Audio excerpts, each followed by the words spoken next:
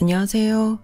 오늘도 사연 살롱을 찾아주셔서 감사합니다.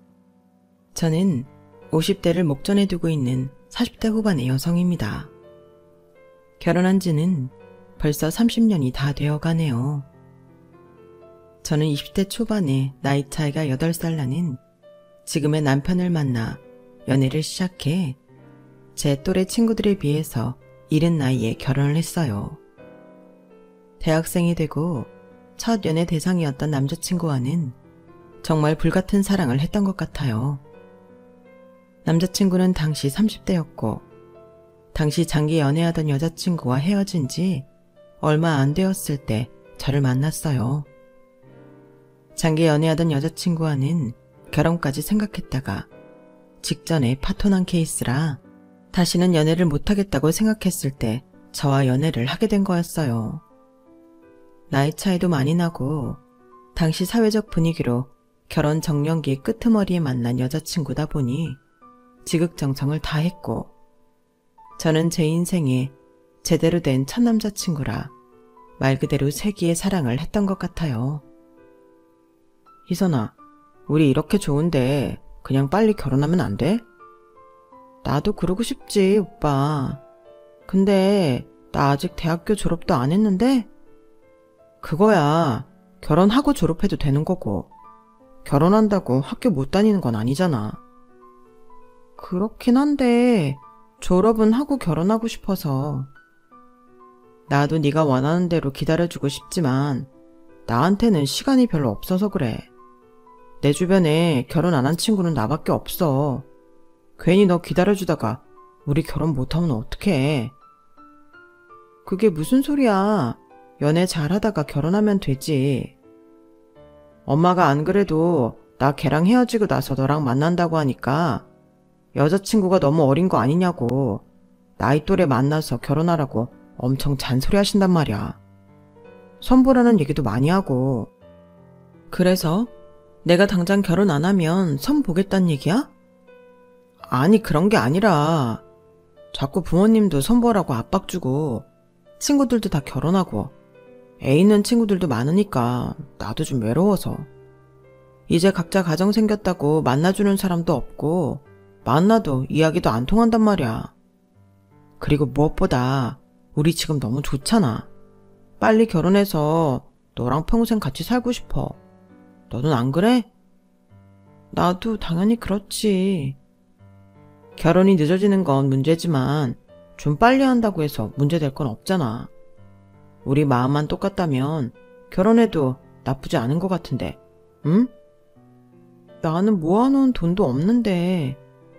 그거야 뭐 부모님한테 손 좀 벌리고 나중에 우리가 합치고 나서 열심히 일해서 갚으면 되지. 일단은 말씀드려 볼게. 당시 남편은 주변 친구들이 결혼했다는 압박감 때문인지 저에게까지 부담을 주었어요. 처음 몇 번은 한 귀로 듣고 한 귀로 흘렸지만 나중에 정신 차리고 보니 제 마음도 무거워져 있더라고요. 안 느껴도 될 죄책감이라는 걸 알면서도 오빠의 결혼 시기가 늦어지는 게 괜히 저 때문인 것 같다는 생각이 들었어요. 야, 그렇다고 무슨 결혼을 벌써 해. 지금이 조선시대도 아니고 네가 혼자 임신을 한 것도 아닌데. 오빠가 결혼 시기가 너무 늦춰지는 걸 불안해하는 것 같아서. 8살 어린 여자 만났으면 그 정도는 감수해야지. 반대로 말하면 너는 결혼 정년기보다 8년이나 더 빨리 시집가는 거잖아. 그렇긴 한데. 야, 최소한 졸업은 하고 결혼하고 싶다고 얘기해. 어차피 2년만 기다리면 되는데 뭐가 그렇게 급해서? 막말로 그 2년 동안 안 맞는 점을 발견해서 헤어질 수도 있는 거잖아. 연애한 지 얼마 되지도 않았는데 무슨 결혼은 결혼이야. 이렇게 코 깨어서 결혼하면 잘 헤어지지도 못해. 당연히 주변 친구들은 뜯어 말렸어요. 하지만 그때는 저도 어찌나 철이 없었던 건지 다른 말은 다 제쳐두고 그때 되면 헤어질 수도 있는 거잖아 라는 말에 꽂혀버린 거예요. 연애가 처음이긴 했지만 좋은 남자를 만날 수 있을 거란 확신이 없었던 탓에 남편을 놓치고 싶지 않았어요. 그래서 얼마 못 가 결혼을 전제로 만나게 되었고, 그렇게 어린 나이에 결혼을 준비하게 된 거죠.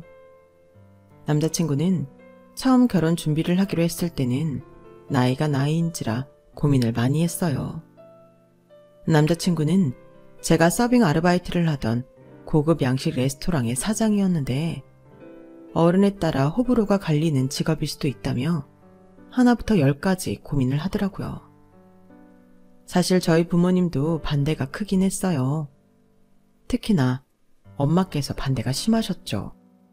엄마가 딱 네 나이 때 결혼했는데 젊은 시절이 없었던 기분이야. 요즘 젊은 사람들은 네 나이에 결혼하면 빠르다고 난리던데 너는 왜 고생을 사서 하려고 하니? 적어도 학교는 졸업하고 나서 생각을 해야지. 게다가 남자가 너무 나이가 많잖아. 첫 연애인데 굳이 결혼까지 해야겠어? 이대로 결혼해버리면 다른 좋은 사람을 만나볼 기회도 영영 끝나는 건데. 엄마, 지금 만나는 사람이 이런 사람 다시는 없을 정도로 저한테 잘해줘요. 저도 나이 차이 때문에 고민 많이 했는데 이 사람을 놓치면 제가 더 후회가 클 것 같아요. 저 후회 안 하고 살 수 있도록 도와주세요. 아, 내가 정말 속상해 죽겠다. 내비둬요. 우리 딸이 이렇게 좋다는데 이유가 있겠지. 아직 만나보지도 않았는데 나이 가지고만 판단하지 맙시다. 요즘 세상이 많이 변해서 그렇지 우리 때만 해도 이 조건 저 조건 다 따지고 결혼했나? 안 그랬어. 사람 좋은 거 하나 보고 결혼했지. 그래도 저를 온전히 믿어준 건 아빠뿐이었어요. 저희 부모님은 동네 구시장에서 작은 전집을 운영하고 계셨는데 남자친구의 직업을 듣더니 동정업계 사람이라며 좋아하시더라고요. 주변 친구들과 엄마의 열렬한 반대로 조금 풀이 죽어있던 저에게 아빠의 믿음은 큰 위로가 되었어요. 아빠께서 저를 믿어주시는 만큼 잘 살아봐야겠다는 생각이 들었죠. 그래도 아빠가 오빠 동정업계 사람이라고 좋아하시던데? 그래? 아버지도 레스토랑을 하셔? 아니, 우리 아빠는 엄마랑 같이 구시장에 있는 전집 운영하셔. 전집? 아, 난 또... 그런데 정작 남자친구의 반응이 영 시원찮더라고요. 시장에 있는 전집이라고 하니 금방 흥미가 떨어진 눈을 하는데 좀 무시를 하는 것 같은 기분이 들어 마음이 좀 찜찜했어요. 왜? 전집이 뭐 오빠처럼 똑같이 맛있는 음식 팔고 술 팔고 하는 건데 뭐가 다르다고 그래? 그게 네가 아직 어려서 그런가 본데 음식 판다고 다 같은 건 아니거든. 그래서 다르다고? 뭐 어떻게 다른데? 아, 왜 발끈하고 그래? 네가 이쪽 업계 사람도 아닌데 내가 구구절절 설명해서 뭐해? 나쁜 뜻은 아니었어. 오해하지 마. 오해는 무슨 오해? 시장에서 전집 파니까 고급 레스토랑이랑은 다르다 이거잖아. 그런 거 아니라니까 그러네. 그게 아니라 음식 파는 종류가 완전히 다르다 그 말이지. 한식이랑 양식이랑 같아? 파는 술 종류도 완전 다르고. 난 그냥 그 얘기를 한 것뿐이야. 남자친구는 서둘러 변명을 했지만 별로 귀에 들어오진 않았어요. 딱히 진정성도 없어 보였고 급하게 둘러대는 느낌이 강하게 들었거든요. 그래도 더 이상 꼬투리 잡아 싸울 수가 없어서 그날은 그렇게 넘어갔죠. 사람이니까 말 실수할 수 있다고 생각했던 것 같아요. 다행히 남자친구는 막상 부모님을 만나서는 특유의 서글서글한 성격으로 깍듯하게 인사를 했어요. 마냥 안 좋게만 바라봤던 저희 엄마의 경계심을 조금 누그러뜨릴 정도로요. 그렇게 성공적으로 양가 인사와 상견례를 마친 후 저희는 걱정과는 달리 순조롭게 결혼식을 올리게 되었어요. 시댁에서는 제가 워낙 어리기도 하고 걱정했던 막내 아들이 드디어 장가를 간다는 생각이 강하셨는지 저를 말 그대로 딸마냥 반겨주셨어요. 그래서 결혼식 당일날까지만 해도 주위에서 겁주던 것만큼 시댁이란 곳이 이상한 곳은 아니구나 생각했던 것 같아요. 그런데 처음으로 시댁에 약간 쎄한 느낌을 받은 날이 하필 결혼식 당일이었어요. 어머, 얘구나? 니네 막내 며느리가. 어리라더니 완전 꼬마 신부 같네. 확실히 어리니까 피부부터 다르다. 어머, 니네 막내 너무 좋겠다. 그치? 나도 얘가 너무 어리니까 딸 같고 그래. 첫째 며느리랑 같이 있으면 첫째가 너무 늙어 보일 것 같아서 걱정이야. 야, 여기 있는 거 아니야? 조심해. 그 싸가지 없는 기집애는 오려나 몰라. 뭐 어차피 나도 이렇게 귀여운 새며느리 생겼는데 그깟 헛며느리 오든 말든 관심도 없어. 아주 얘만 보면 내가 흐뭇해 죽겠다니까. 이래서 결혼은 어릴 때 해야 되나 봐. 결혼 축하해요. 정말 피부도 탱탱하고 너무 예쁘다. 세아가 여기 내 친구들이야. 인사드려. 네, 안녕하세요. 처음 뵙겠습니다. 어머머, 너무 예뻐라 정말. 왜 이 좋을 나이에 기훈이 같은 애랑 결혼을 해요? 청춘 좀 더 즐기지. 누가 보면 기훈이네 팔려온 줄 알겠다. 아이, 우리 세아가한테 못하는 말이 없어. 내가 뭘 못할 말 했나? 우리 때는 다 이쁜 여자들은 팔려가도 결혼했는데. 하긴 얘도 모아놓은 돈이 없어서 우리 쪽이 부담을 많이 했으니 영 틀린 말은 아니네. 그래도 걱정 마렴. 어차피 팔려갈 거라면 우리 집으로 팔려오길 잘한 거야. 알겠지? 아, 네. 말도 어쩜 저리 잘 들어. 이래서 멋모르는 어린 며느리가 좋다니까? 신부 대기실에서 제 외모를 대놓고 품평하며 깔깔대는 시어머니와 친구들 때문에 식장에 입장하기 전까지 얼굴이 홧홧하게 달아올랐어요. 목소리도 어찌나 크신지 제 친구들이 듣고 수근거리는 게 느껴져서 정말 미치겠더라고요. 하지만 좋은 날 기분을 망치고 싶지 않아 꿋꿋하게 미소를 유지하려고 노력을 했어요. 하지만 식을 올리는 내내 형님을 지칭하던 헌 며느리라든지 팔려왔다든지 멋모르는 어린 며느리 등등 나름대로 저를 칭찬한답시고 뱉은 폭언에 가까운 말들이 머릿속을 동동 떠다녔어요. 결혼식이 진행되고 부모님께 인사를 드리는 차례가 왔는데 엄마께서 저를 보며 눈물을 왈칵 쏟으시는 걸 보고 뭔가 잘못된 건가 싶은 생각이 잠깐 스쳤어요. 하지만 이미 때는 늦어버렸고 어떻게든 잘 살아봐야겠다는 결심으로 불안감을 덮어버리려고 노력했죠. 하지만 너무 불안해했던 덕인지 막상 결혼하고 나서 시어머니의 막말은 그럭저럭 넘길만 했어요. 이 집에서는 형님이 이미 적대시 되고 있어서 상대적으로 저는 예뻐라하는 분위기가 자연스럽게 형성이 되었더라고요. 형님은 얼굴 한번 제대로 뵙기 힘들 만큼 시댁에 코빼기도 내비치지 않으셨어요. 당신도 나중에 겪을 일이 있을지는 모르겠지만 형수님이 성격이 워낙 드세셔서 우리 형도 절대 못 이겨. 결국 시댁에 발걸음 끊는다는데 저 성질을 누가 이겨? 당신처럼 고분하고 싹싹한 며느리가 예쁨 받는 게 당연한 거지.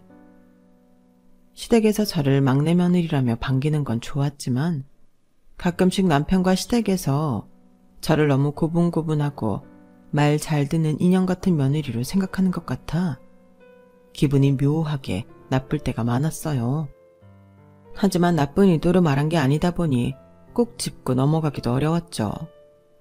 아니, 사실 지금 같았으면 그 자리에서 하나하나 짚고 넘어갔겠지만 그런 걸 지적하기엔 당시 제가 너무 경험이 없고 어렸던 것 같아요. 그렇게 좋게 좋게 흘려넘긴 것들이 쌓이고 쌓여 결국 제 짐이 될 거란 것도 모른 채로 시간이 흘렀죠. 여보, 이번 주 주말에 아빠가 당신이랑 밥 먹으러 오라고 하시네? 이번 주? 피곤한데. 당신 혼자 가. 아니, 당신이랑 같이 오라 했다니까? 뭐 그럼 내가 꼭 같이 가야 해? 장인어른이 나 밥 먹이려고 부르는 거겠어? 당신 먹이는 김에 나는 껴주는 거지. 무슨 말을 그렇게 해. 그냥 좀 같이 가면 안 돼? 저는 시댁에서 오라는 대로 오고 가라는 대로 갔기 때문에 거기서 남편이 그런 식으로 거절을 할 거라고는 생각도 못했어요. 그때만 해도 어른들의 부름이나 부탁을 거절해도 된다는 개념 자체가 저한테는 없었던 것 같아요. 제가 그동안 좀 귀찮고 피곤해도 꾹 참고 내색 않고 시댁에 갔던 거에 비해 너무도 쉽게 거절하는 남편 때문에 약간 화가 났어요. 친정에서는 시댁에서 저를 부르는 만큼 남편을 자주 찾지도 않았거든요. 아우 싫어. 가봤자 장인어른 나붙잡고 술이나 마시라고 할 텐데 그것도 무슨 와인이나 위스키 같은 술도 아니고 소주 드시잖아. 술 취향도 영 안 맞아서 난. 아니 무슨 말 같은 핑계를 대. 우리 집에 당신이 첫 사위인데 우리 아빠가 당신이랑 술 좀 마시고 싶을 수도 있지. 그걸 못 맞춰드려? 나는 당신 집 가서 시부모님이 하라는 요리니 집안일이니 다 손 걷어붙이고 돕는데 그거야 당연히 며느리 할 도리고 사위가 장인어른 술 상대해드리는 게 꼭 해야 할 일은 아니잖아. 아니 당연한 게 어딨어. 나는 당신 부모님이니까 힘들어도 다 노력한 거야. 그런데 어떻게 우리 부모님한테는 당신 피곤하다고 그 정도 노력도 안 하려고 해? 그것도 단순히 같이 밥 먹고 술 한잔 하자는 건데 그게 그렇게 어려워? 하루 종일 허리 아프게 집안일 하는 것보단 훨씬 편하잖아. 아, 진짜 피곤하게 왜 이래. 며느리랑 사위랑 같아? 사위는 백년 손님이라는 말도 못 들어봤어. 아무리 장인어른께서 술꾼이라시지만 무슨 백년 손님한테 술을 그렇게 무식하게 먹여. 뭐? 술꾼? 저희 아빠께서 전집을 하시다 보니 술을 좀 잘 드시는 편에 속하기는 했어요. 가게가 시장에 있어서 동네 단골분들이 많이 오시다 보니 안면 있는 분들도 많이 오고 해서 가끔 같이 앉아서 한 잔씩 같이 드시기도 했거든요. 그러다 보니 안 그래도 잘 드시던 술이 점점 드시긴 했죠. 아무래도 일하면서 제일 자주 드시는 술이 막걸리라 그런지 아빠는 평소에 막걸리는 질린다며 저희와 만나는 자리에서는 소주를 많이 드셨어요. 아무리 그래도 제 앞에서 대놓고 아빠를 술꾼이라고 하는 건 저희 부모님에 대한 존중이 전혀 없어 보여서 화가 났죠. 당신 지금 우리 아빠한테 술꾼이라고 한 거야? 아니, 내가 못할 말이라도 했어? 술 잘 드셔서 술꾼이라 한 건데 다른 의미는 없어. 그게 어떻게 좋은 의미가 된다고 발뺌을 해. 내가 시부모님한테 술꾼이라 했으면 좋겠어? 우리 부모님은 그렇게 술을 드시지도 않아. 솔직히 장인어른 뵐 때마다 막걸리 냄새, 전 부치는 기린 냄새 풀풀 풍기시는데 그건 그거대로 얼마나 괴로운 줄 알아? 내가 앞에서 티 안 내는 것만으로도 엄청 노력하는 건데 왜 이상한 데서 발끈하고 그래? 그건 일하시느라 그런 거잖아.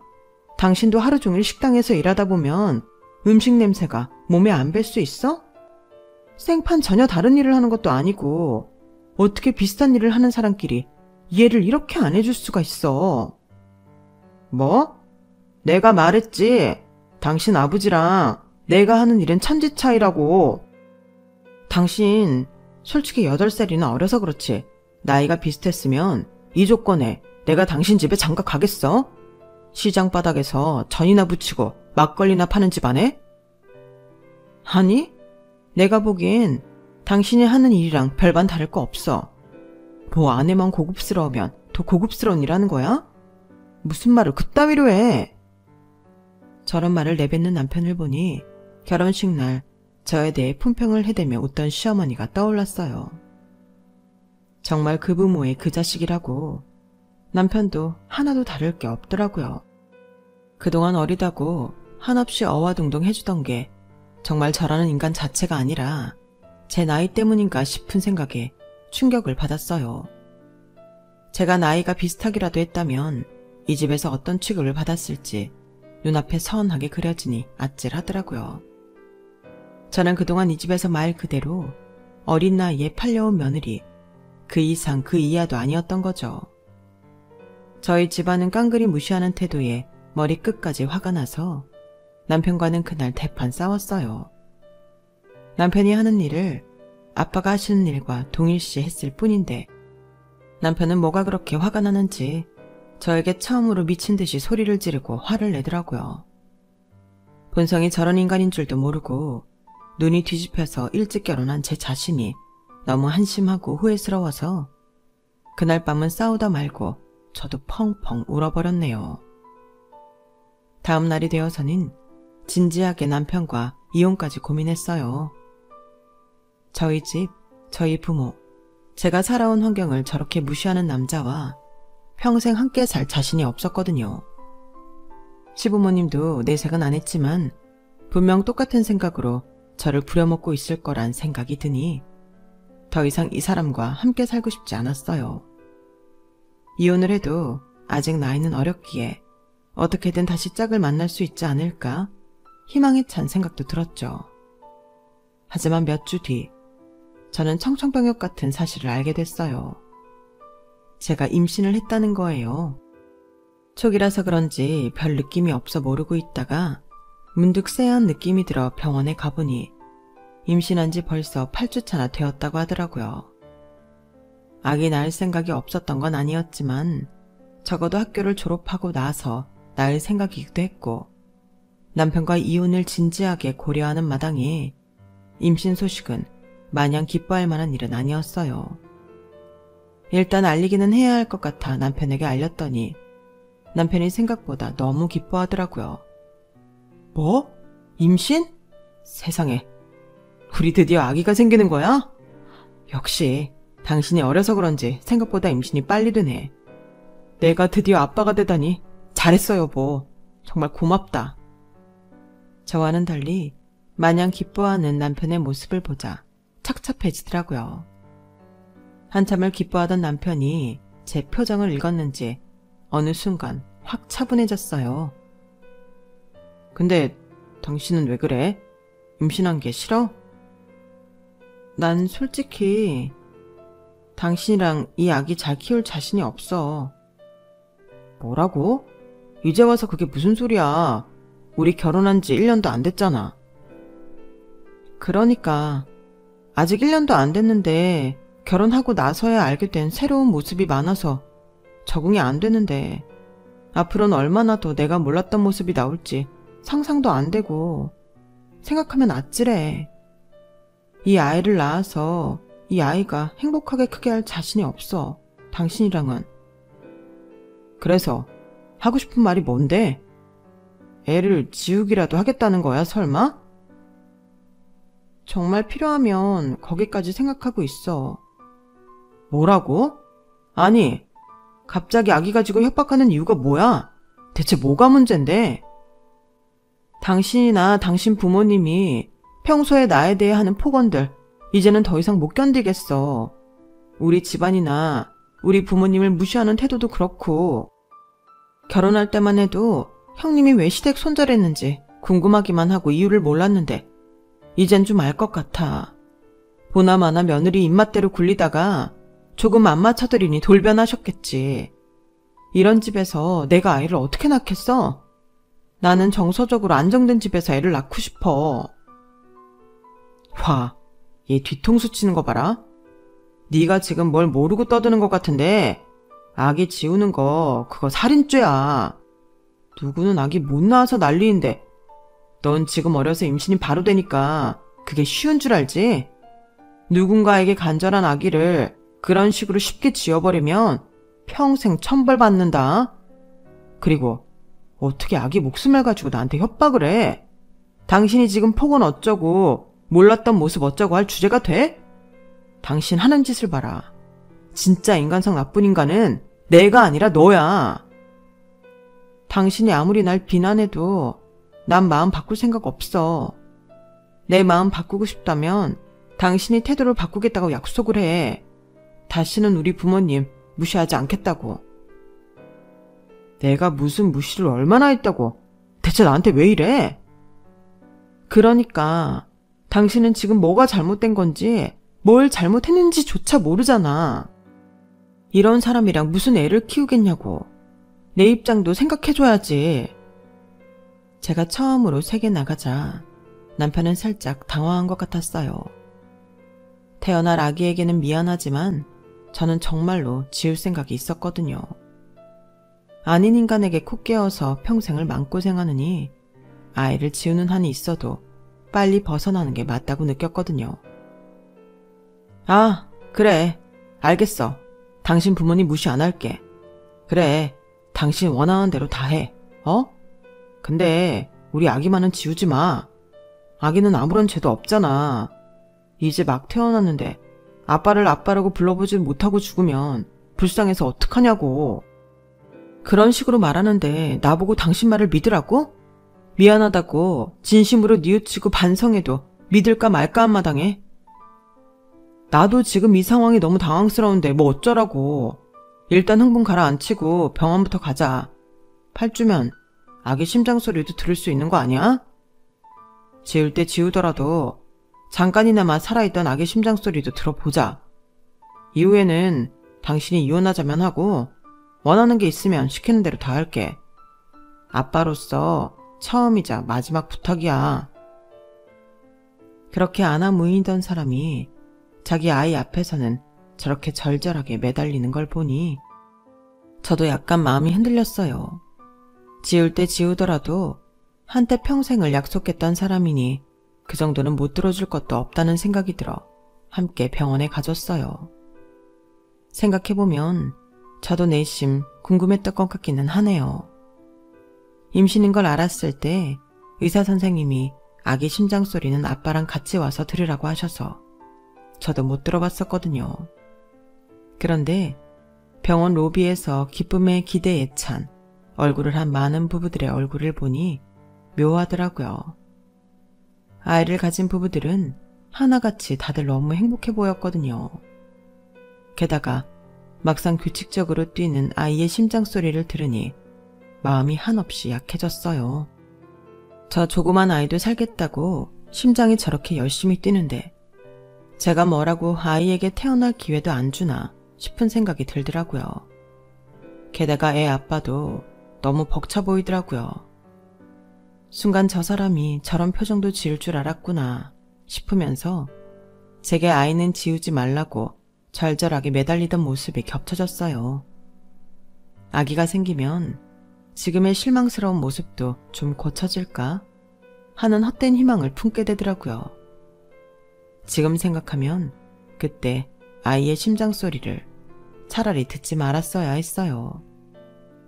남편도 어쩌면 제 마음이 약해질 걸 노리고 그것부터 하자고 했던 것 같은 기분이 뒤늦게 들었거든요. 아무튼 남편은 심장 소리를 듣고 와서는 제 양심이 찔릴 말들만 골라가면서 퍼부으며 동시에 앞으로 정말 달라지겠다, 아이를 위해서라도 달라지겠다는 말로 저를 설득하는 데 성공했어요. 남편은 그 말을 지켰어요. 적어도 제가 임신해 있는 기간 동안에는요. 임신을 한 10개월 동안 남편이 저를 만나 꼬시고 연애할 때 보여줬던 헌신적이고 다정한 모습을 오랜만에 다시 볼 수 있었던 것 같아요. 저는 그제서야 내가 알던 모습으로 돌아왔다고 착각하고 지냈죠. 남편이 정말로 저와 잘 살아보려고 최선을 다해서 노력한다고 생각을 했어요. 임신했을 때까지는요. 하지만 아이를 낳고 산후조리가 끝나자 남편은 언제 그랬냐는 듯 다시 본성을 드러냈죠. 여보, 엄마 아빠가 우리 민준이 보고 싶다고 좀 데리고 오라 하시네. 언제 갈까? 뭐? 아니 어린애 데리고 어떻게 오가라고. 참 장인 장모님도 너무하시네. 애 보고 싶으시면 직접 오시라 해. 또 그런다. 이제 그런 식으로 안 하기로 했잖아. 내가 틀린 말 했어. 애 데리고 힘들게 어떻게 왔다 갔다 해. 지난주엔 애 데리고 시댁 갔다 왔잖아. 뭐가 다르다고 이러는데? 우리 집은 훨씬 가깝잖아. 그래 봤자 차로 30분밖에 더 가? 애 데리고 30분이 얼마나 큰데. 왕복으로 치면 1시간이야. 애를 낳자마자 남편은 다시 친정을 등한시하고 무시하는 태도를 보이기 시작했어요. 싸우는 것도 한두 번이지 나중엔 너무 지쳐서 포기하게 되더라고요. 고작 저런 인간 말을 믿고 결혼하고 아기까지 낳은 제 자신을 원망할 수밖에 없었어요. 남편이 저러는 만큼 저도 시댁이 안 하게 되더라고요. 다만 차이점이 있다면 남편이 친정에 성의를 보이지 않는다고 저희 집은 뭐라 하지 않았지만 시댁은 엄청나게 저를 괴롭혔어요. 정신 차려보니 저도 형님처럼 죽일 며느리가 되어 있더라고요. 고작 몸이 안 좋아 집안 행사 몇 번 참석 안 했다는 이유로요. 하지만 제가 미쳤나요? 더 이상은 제 몸 갈아가며 시댁에 헌신할 이유가 없었어요. 차라리 제 몸을 챙기는 게 나았죠. 그렇게 제 결혼 생활은 상상했던 것과는 달리 처음부터 쭉 전쟁을 치르는 느낌으로 계속되었네요. 아이를 낳고 나서도 이혼 생각을 안 해본 건 아니었지만 저 무책임하고 인성 나쁜 인간 밑에서 아이를 방치하고 싶지도 않았고, 그렇다고 제가 키우자니 대학 졸업도 못한 채 아이를 낳아버린 상황이라 저 혼자만의 능력으로 아이를 키울 자신이 없더라고요. 아이를 어느 정도 키울 때까지만이라도 참자는 생각뿐이었어요.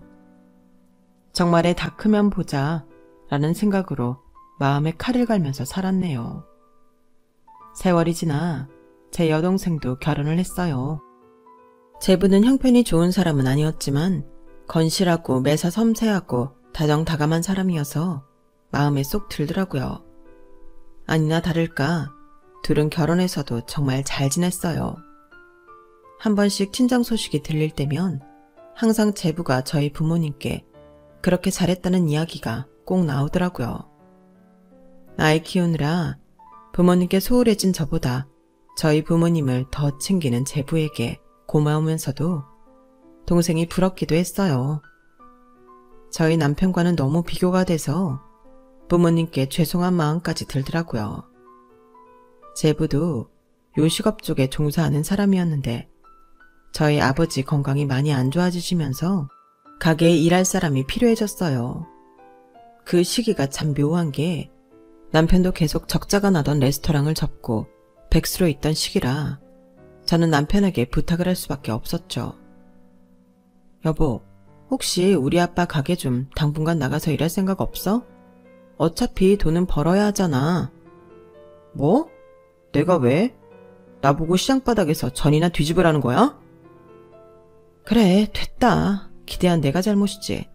그딴 소리 할 거면 빨리 딴 일을 구하던가. 얘 굶겨 죽일 일 있어? 애초에 기대도 하지 않았지만 남편의 반응은 역시나였어요. 부모님께 남편은 다른 일을 구했다고 적당히 둘러대는 수밖에 없었죠. 괜찮아. 둘째 사위가 일하던 식당 관두고 여기로 와서 돕겠단다. 어머, 정말요? 고마워라. 그지? 애가 참 남자애답지 않게 싹싹하고 착해. 제부가 들어오고 나서는 남편이 괜히 더 괘씸해 보이더라고요. 남편은 그 이후로도 한참을 집에서 놀기만 했는데 그 꼴을 보자니 저희 부모님 일이나 돕지 싶어서 속에서 천불이 났어요. 그러던 어느 날이었어요. 여보, 나 나갔다 올 건데 당신도 갈래? 어디 가는데? 세차 시승식. 세차? 웬 세차? 곧 우리 아버지 칠순이잖아. 우리 아버지가 차를 엄청 좋아하시잖아. 알지? 그래서 간만에 효도 좀 했다. 지금 아니면 언제 또 효도하겠어. 차를 샀다고? 당신이 무슨 돈이 있어서? 효도를 꼭 돈이 있어야만 하나. 없을 때도 하는 게 효도지. 됐고, 무슨 차 샀는데? 벤츠 사드렸어. 뭐라고? 무슨 돈이 있어서? 아니, 얼마 전에 통장 정리하는데 못 보던 예금 통장이 있더라? 돈 모아놓고 완전 까먹고 있었나 봐. 그거 깨서 사드렸지. 뭐라고? 예금? 설마. 그거 우리 민준이 대학 등록금 하려고 모으고 있던 계좌 아니야? 뭐? 그래? 몰랐네. 대학 등록금이야 뭐 지금부터 다시 모으면 되지. 야, 이 왼수 같은 인간아. 넌 대체 내 인생에 도움이 되는 게 뭐야? 내가 갖고 싶은 거 입고 싶은 옷, 먹고 싶은 거 아껴가며 내 자식 위해서 모은 돈을 네 부모한테 써? 아이씨, 왜 이래 진짜. 넌 내가 효도하는 게 그렇게 싫냐? 나도 네 부모 생신 때 잘할게. 잘하면 되잖아. 네가 잘해봤자지. 뭔 말을 그렇게 해. 나도 장인어른 좋아하시는 거 해드리면 되잖아.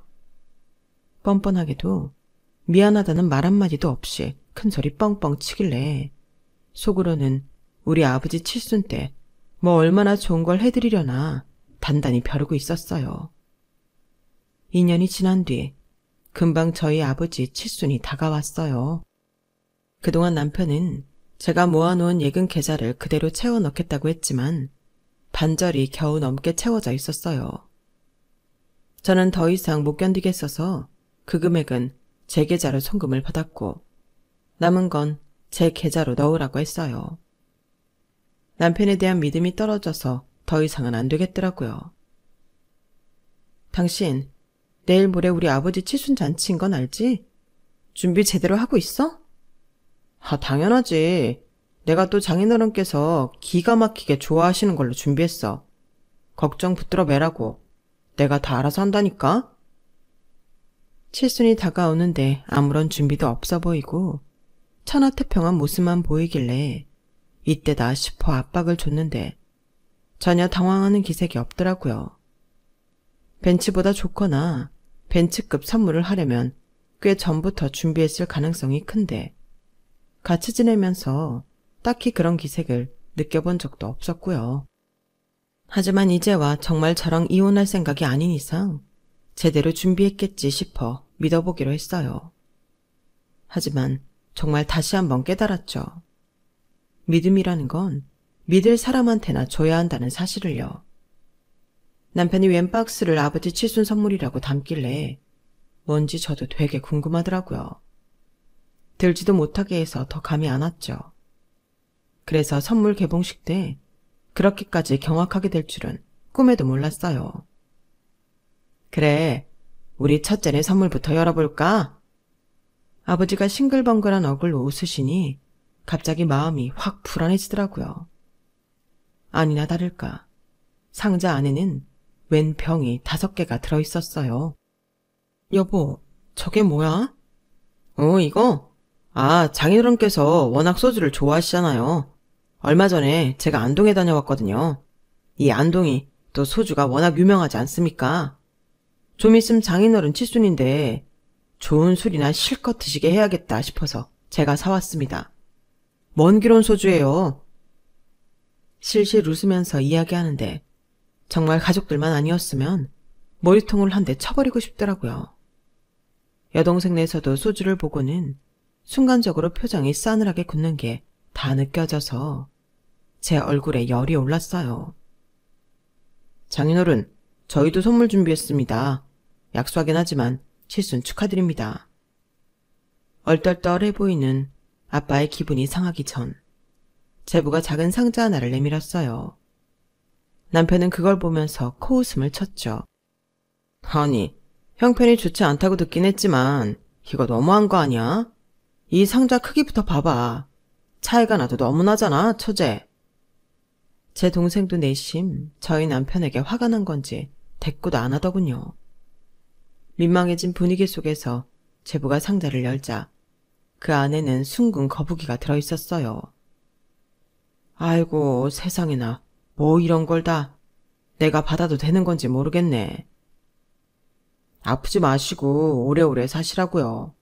어서 나오셔서 가게로 돌아오셔야죠. 온화한 미소를 띠며 이야기하는 제부를 보니 저희 남편과 비교가 되어도 너무 심하게 되더라고요. 남편이 너무 부끄러워서 아무 말도 할 수가 없었어요. 아버지 역시 소주와 숭근 거북이를 잠깐 번갈아 보시더니 생각에 잠기셨어요. 내가 말이다. 사실은 칠순도 칠순이지만 나이를 어느새 이렇게 먹었으니 너희에게 꼭 해야 할 말이 있었거든. 내 평생 이렇게 아플 때까지 일한 이유가 뭐겠어? 다 이 2 딸들 잘 먹고 잘 살았음 해서가 아니겠니? 그러려면 우선 사위가 건실하고 베풀고 살 줄도 아는 마음 따뜻한 남자였으면 했지. 그래야 내 딸들을 평생 행복하게 해줄 테니까. 물론 그거야 부모 욕심이고, 사실 난 사위 둘 다 요식업 일을 하길래 내 식당을 물려주고 싶은 마음이 컸다. 이건 우리 아버지 때부터 물려받은 식당이라 애정이 너무 크거든.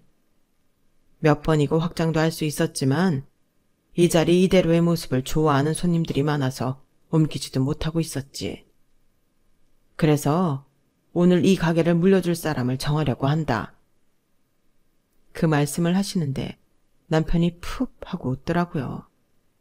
보나마나 그 가게를 물려받아 뭐 하냐는 듯한 태도라서 눈길조차 주지 않았어요. 싸우더라도 집에 가서 끝장을 낼 생각이었죠. 원래는 첫째 사위가 나이도 있고 경영도 해본 경험이 있으니 원한다면 물려주려고 했지만 원하지 않을 것 같아서 둘째한테 물려줄까 하는데 어떻게 생각하니? 저는 열심히 해볼 자신이 있습니다, 장인어른. 그래, 자네라면 내가 믿을 수 있을 것 같네. 그렇다면... 아버지는 갑자기 장롱에서 웬 보자기를 꺼내오셨어요. 보자기를 풀자 그 안에는 소형 서류 금고가 들어있었어요. 이걸 너희에게 물려주려고 한다. 아버지는 금고 다이얼을 열어서 서류 봉투를 꺼내더라고요. 제부는 어리둥절한 얼굴로 봉투 안에 든 계약서를 꺼냈고 남편도 그제서야 관심이 생기는지 제부 옆으로 바짝 붙어 앉더라고요. 저도 궁금해서 슬쩍 봤는데 서울 중심가에 있는 빌딩 계약서였어요. 장인어른, 이게 뭡니까? 내 가게를 이어주겠다는데 보답을 해야지. 제부와 동생은 서로 마주보며 기쁨에 찬 눈을 했어요. 저도 같은 자식이다 보니 내심 서운하긴 했지만 그래도 제 남편 같은 놈한테 재산을 물려주느니 차라리 저희 부모님께 잘하는 제부와 동생이 물려받는 게 나아 보이더라고요. 그래서 그냥 불평 없이 잠자코 있었는데 갑자기 남편 놈이 온몸을 부들부들 떨더라고요.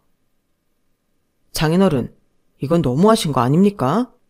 이 사람이 그래도 장녀인데 고작 그 조그만 전집 하나 안 물려받는다고 이런 식으로 복수하시는 겁니까?